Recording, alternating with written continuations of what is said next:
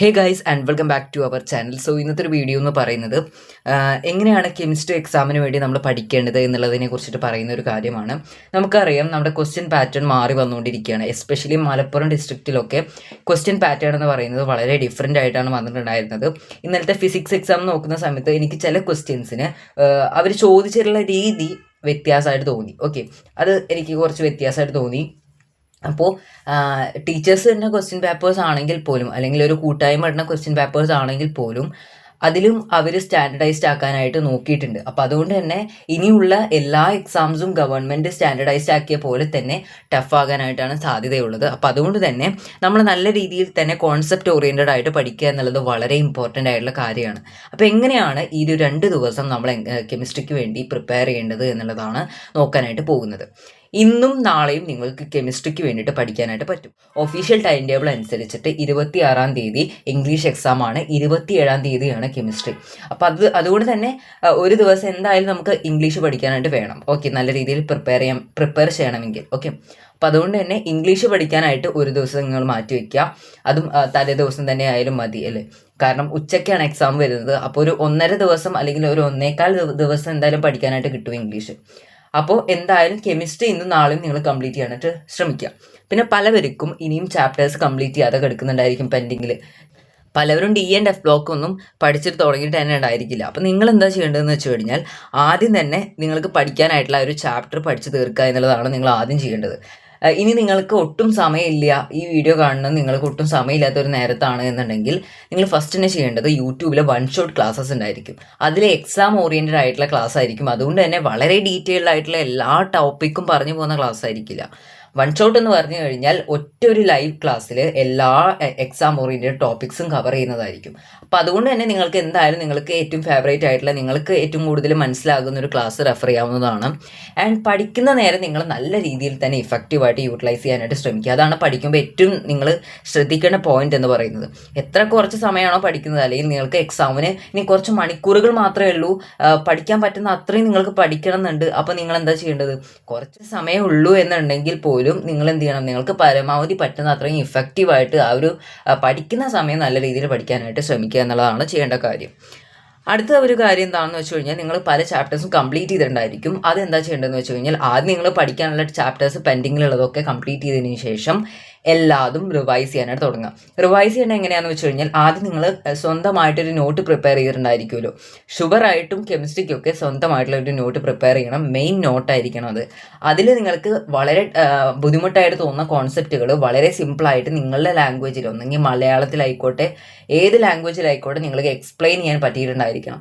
അങ്ങനെയാണെങ്കിൽ പിന്നീട് ഒരു ദിവസം എടുത്ത് നോക്കുന്ന സമയത്ത് നമുക്കത് ആ ഒരു മലയാളത്തിൽ എഴുതിയിട്ടുള്ള കാര്യം എന്താണെന്ന് വായിച്ചു കഴിഞ്ഞാൽ ആ ടഫായിട്ടുള്ള ടോപ്പിക്സ് ഭൂരിഭാഗവും നമുക്ക് മനസ്സിലാകും. അപ്പോൾ അതുകൊണ്ട് തന്നെ നിങ്ങൾക്കൊരു മെയിൻ നോട്ട് എന്തായാലും ഉണ്ടായിരിക്കണം. ഓക്കെ, പിന്നെ പലരും പറയും ഷോർട്ട് നോട്ട്സ് ഉണ്ടാക്കണം എന്നുള്ളത്. അത് നിങ്ങളുടെ ഡിപ്പെൻഡൻസ് ആണ്. നിങ്ങൾക്ക് ഷോർട്ട് നോട്ട്സ് വേണം എന്നുണ്ടെങ്കിൽ നിങ്ങൾക്ക് ഷോർട്ട് നോട്ട്സ് ക്രിയേറ്റ് ചെയ്യാം.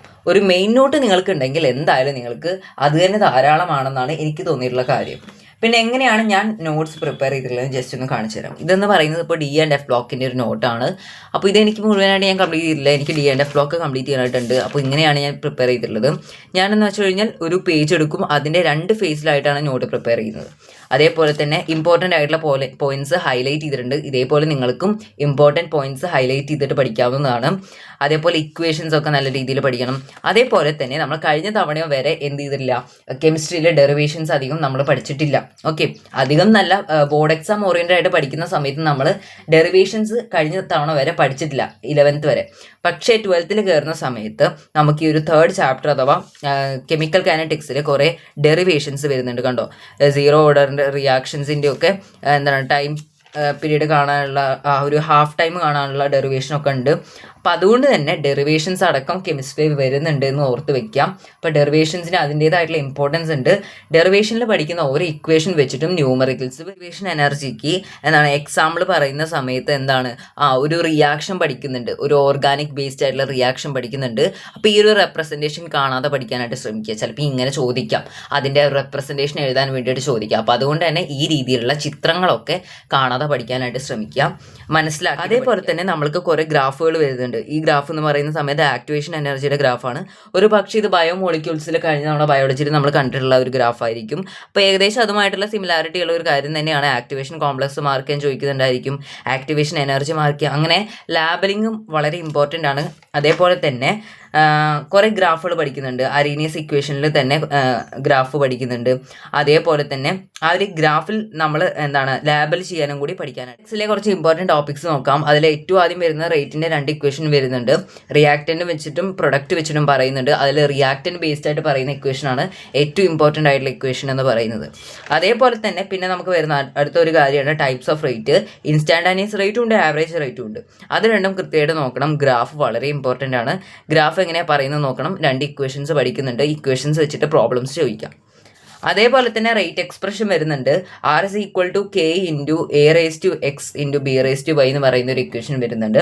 അതുപോലെ തന്നെ A raised to X എന്നൊക്കെ പറയുന്ന സമയത്ത് നമ്മൾ സിമ്പിളായിട്ട് പറയാൻ വേണ്ടിയിട്ടാണ് A raised to X എന്ന് പറയുന്നത്. അതിൻ്റെ ഇടയ്ക്ക് കോൺസെൻട്രേഷൻ കൂടി വരുന്നുണ്ട്. അപ്പോൾ concentration of A raised to X എന്നാണ് ശരിക്കും പറയേണ്ടത്. പക്ഷേ സിമ്പിളായിട്ട് പറയുമ്പോൾ നമ്മൾ അങ്ങനെ പറയുന്നു എന്ന് മാത്രം അത് നോട്ട് ചെയ്തിട്ട് വെക്കാം. ഓർഡർ എങ്ങനെയാണ് കാണാൻ ചോദിക്കും. ഈ ഒരു ചാപ്റ്ററിൽ ഏറ്റവും സിമ്പിളായിട്ടുള്ള ഒരു പക്ഷേ അങ്ങനത്തെ ഒരു കോൺസെപ്റ്റ് ആയിരിക്കും ഓർഡർ എന്ന് പറയുന്നത്. എന്ന് വെച്ച് കഴിഞ്ഞാൽ പവേഴ്സ് നമ്മൾ ആഡ് ചെയ്ത് കഴിഞ്ഞാൽ ഓർഡർ കിട്ടും. X+Y, എക്സും വൈയും ആണ് പവേഴ്സ് എങ്കിൽ X+Y ആണ് അതിൻ്റെ ഓർഡർ എന്ന് പറയുന്നത്. ഓക്കെ, ഓർഡർ കാണാനായിട്ട് പഠിക്കുക. ഓർഡറിൻ്റെ ഡെഫിനിഷൻ പഠിക്കുക. റേറ്റ് ലോ വരുന്നുണ്ട്. റേറ്റ് ലോ വെച്ചിട്ടുള്ള ഇക്വേഷൻ ആണ് ഇതെന്ന് പറയുന്നത്. അത് നോട്ട് ചെയ്തിട്ട് വെക്കുക. അതേപോലെ തന്നെ സ്യൂഡോയുടെ ഫസ്റ്റ് ഓർഡർ റിയാക്ഷൻ മിക്ക തവണയും ചോദിക്കാറുള്ളൊരു ചോദ്യമാണ്. അത് വളരെ ഇമ്പോർട്ടൻ്റ് ആണ്.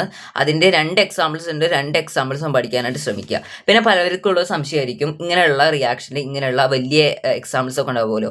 ദ ഹൈഡ്രോളിസിസ് ഓഫ് ഈസ്റ്റർ എന്ന് പറയുന്ന വലിയ വലിയ എക്സാമ്പിൾസ് ഒക്കെ എങ്ങനെ കാണാതെ പഠിക്കുക, അത് മറന്നു പോവില്ലേ എന്നൊക്കെ സംശയം ഉണ്ടായിരിക്കും. നിങ്ങൾ ഇത്രേ ചെയ്യേണ്ടുള്ളൂ.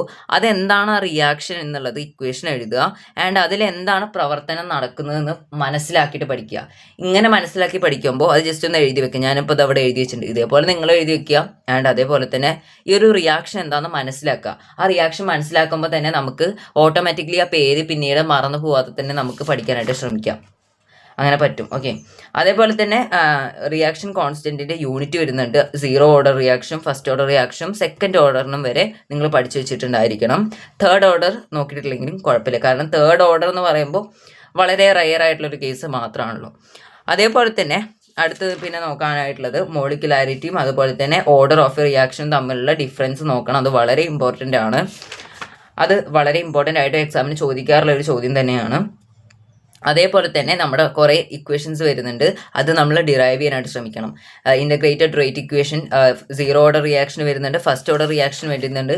ഇതിൻ്റെയൊക്കെ ഗ്രാഫും വരുന്നുണ്ട്. അപ്പോൾ അത് നിങ്ങൾ കൃത്യമായിട്ട് പഠിക്കാനായിട്ട് ശ്രമിക്കുക. അപ്പോൾ 0 ഓർഡർ റിയാക്ഷനും ഫസ്റ്റ് ഓർഡർ റിയാക്ഷനുമാണ് മെയിനായിട്ട് നിങ്ങൾ നമുക്ക് പഠിക്കാനായിട്ടുള്ളത്. അതിൻ്റെ ഗ്രാഫ് വരുന്നുണ്ട്. അതിൽ ഫസ്റ്റ് ഓർഡർ റിയാക്ഷൻ്റെ 2 ഗ്രാഫ് വരുന്നുണ്ട്. രണ്ടും കൃത്യമായിട്ട് പഠിക്കുക. എങ്ങനെയാണ് ഗ്രാഫ് കിട്ടിയത് എന്ന് മനസ്സിലാക്കിയിട്ട് പഠിക്കുക. അതേപോലെ തന്നെ പിന്നെ അടുത്താണ് നമ്മുടെ ഹാഫ് ലൈഫ് റിയാക്ഷൻ എന്ന് പറയുന്നത്. ഇത് വെച്ച് പ്രോബ്ലം ചോദിക്കാറുണ്ട്. ഇതിൻ്റെ തിയറി അല്ലെങ്കിൽ ഇതെന്താണ് എക്സ്പ്ലെയിൻ ചെയ്യാൻ ചോദിക്കാറുണ്ട്.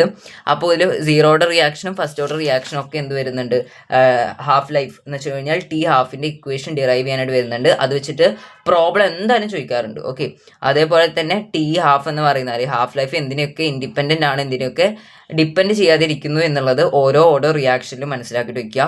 അതുപോലെ തന്നെ ഏറ്റവും ഇമ്പോർട്ടൻ്റ് ആയിട്ടുള്ള ഒരു ചാപ്റ്ററിലെ കോൺസെപ്റ്റ് ആണ്, ഒരു കോർ കോൺസെപ്റ്റ് എന്ന് തന്നെ പറയാം. അതാണ് അരീനിയസ് ഇക്വേഷൻ എന്ന് പറയുന്നത്. ഇത് വെച്ച് പ്രോബ്ലംസ് ചോദിക്കാറുണ്ട്. ഇതിലത്തെ ഓരോ ടേംസ് എന്താണെന്ന് നമുക്ക് കൃത്യമായിട്ട് മനസ്സിലാക്കിയിട്ട് വയ്ക്കുക. ആക്ടിവേഷൻ എനർജി എന്താ ജസ്റ്റ് ഒന്ന് മനസ്സിലാക്കുക. സിമ്പിളായിട്ടുള്ള ഒരു ടോപ്പിക്കാണ്. അതുപോലെ തന്നെ നേരത്തെ പറഞ്ഞ റെപ്രസെൻറ്റേഷൻ നോക്കാനായിട്ട് ശ്രമിക്കുക. ലാബലിംഗ് പഠിക്കുക. അതേപോലെ തന്നെ പിന്നെ ഈ ഒരു ചാപ്റ്ററിൽ അരീനിയസ് ഇക്വേഷനും അതിൻ്റെ ഗ്രാഫും വരുന്നുണ്ട്. അത് നോട്ട് ചെയ്ത് വയ്ക്കുക. പിന്നെ അരീനിയസ് ഇക്വേഷൻ 2-3 നമുക്ക് എക്സ്പാൻഡ് ചെയ്ത് വരുമ്പോൾ പഠിക്കാനായിട്ടുണ്ടായിരിക്കും. കണ്ടോ, അപ്പോൾ A e raised to -AA by RT എന്ന് പറയുന്ന ഇക്വേഷൻ, സോറി ഇവിടെ AA അല്ല EA ആണ്.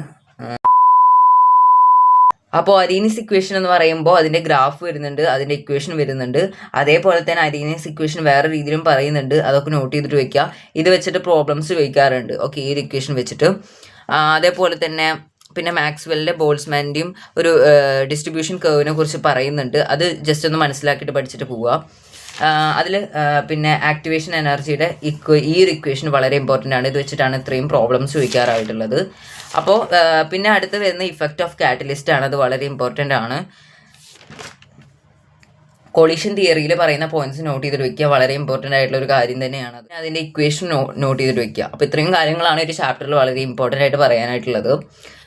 അപ്പോൾ ഇങ്ങനെയൊക്കെയാണ് കാര്യങ്ങൾ വരുന്നത്. അപ്പോൾ ഇങ്ങനെയൊക്കെയാണ് നോട്ട്സ് പ്രിപ്പയർ ചെയ്യേണ്ട കാര്യങ്ങളും വരുന്നത്. പലർക്കുള്ള ഒരു സംശയമായിരിക്കും PYQയുടെ ഇമ്പോർട്ടൻസ് എത്രത്തോളം ഉണ്ട് എന്നുള്ളത്. നമുക്കറിയാം PYQ എന്ന് പറയുന്നത് വളരെ ഇമ്പോർട്ടൻ്റ് ആണ്. പ്രീവിയസ് ഇയർ ക്വസ്റ്റ്യൻസ് ചെയ്താൽ തന്നെ ഒരു 70 to 80% നമുക്ക് ക്വസ്റ്റ്യൻ പേപ്പറിൽ വരുന്ന ക്വസ്റ്റ്യൻസ് ആൻസർ ചെയ്യാനായിട്ട് പറ്റും. അപ്പോൾ അതുകൊണ്ട് തന്നെ PYQ നല്ല രീതിയിൽ പ്രാക്ടീസ് ചെയ്യാനായിട്ട് ശ്രമിക്കുക. 70 to 80% എന്ന് പറഞ്ഞ ഒരു മിനിമം ലെവലാണ്. ഓക്കെ, മാക്സിമം ഒരു 90% ചില ക്വസ്റ്റ്യൻ പേപ്പറിൽ നമുക്ക് PYQ ബേസ്ഡ് ആയിട്ട് തന്നെ ക്വസ്റ്റ്യൻസ് വരാം. പിന്നെ എന്തുകൊണ്ടാണ് എക്സാം ടഫ് ആകുന്നത് എന്നുള്ളത് എല്ലാവരും പറയുന്നതെന്ന് വെച്ച് കഴിഞ്ഞാൽ ഇത്രയേ ഉള്ളൂ അതിൻ്റെ റീസൺ. അതിൽ നിന്ന് വന്നിട്ട് എന്താണ് മീൻസ് അതിൽ എല്ലാ ക്വസ്റ്റ്യനും ടഫായിട്ടൊന്നും വന്നിട്ടുണ്ടായിരിക്കില്ല. ബട്ട് അതിൽ 2, 3, 4 ക്വസ്റ്റ്യൻ ടഫായിട്ട് വന്നിട്ടുണ്ടായിരിക്കും, നമ്മൾ പ്രതീക്ഷിക്കാത്തത്. അപ്പോൾ അത് കാണുമ്പോൾ നമുക്ക് ഒരു പക്ഷേ മറ്റുള്ള ക്വസ്റ്റ്യൻസ് ആൻസർ ചെയ്യാൻ വളരെ ബുദ്ധിമുട്ട് തോന്നുന്നുണ്ടായിരിക്കും. ഇത്രയും ടഫായിട്ടുള്ളൊരു ക്വസ്റ്റ്യൻ കാണുമ്പോൾ തന്നെ ചിലവർക്ക് എന്ത് ചെയ്യുന്നുണ്ടായിരിക്കും, നമ്മൾ പഠിച്ചിട്ടുള്ള കാര്യങ്ങൾ പോലും നേരം പോലെ എഴുതാൻ പറ്റാതെ വരും. കാരണം എന്താണ്, പഠിച്ചിട്ടുള്ള കാര്യങ്ങൾ പോലും ഇങ്ങനെയുള്ള ക്വസ്റ്റ്യൻസ് കാണുമ്പോൾ പേടിച്ചിട്ട് മറന്നു പോകും. അപ്പം മാക്സിമം നിങ്ങൾ പ്രീവിയസ് ഇയർ ക്വസ്റ്റ്യൻസ് അറ്റംപ്റ്റ് ചെയ്യുക, പ്രാക്ടീസ് ചെയ്താൽ തന്നെ നമുക്ക് ഏറ്റവും നല്ല രീതിയിൽ തന്നെ എത്ര വലിയ ടഫ് ക്വസ്റ്റ്യൻ വന്നാൽ പോലും അതിനെയൊക്കെ മൈൻഡ് ചെയ്യാതെ നമുക്കറിയുന്ന ക്വസ്റ്റ്യൻസ് വളരെ സിമ്പിളായിട്ട് ആൻസർ ചെയ്യാനായിട്ട് പറ്റും. അപ്പോൾ അതുകൊണ്ട് തന്നെ എല്ലാവർക്കും നല്ലൊരു മാർക്ക് കിട്ടട്ടെ എന്ന് ആശംസിക്കുന്നു. സോ നമുക്ക് അടുത്തൊരു വീഡിയോയിൽ കാണാം. Until then bye.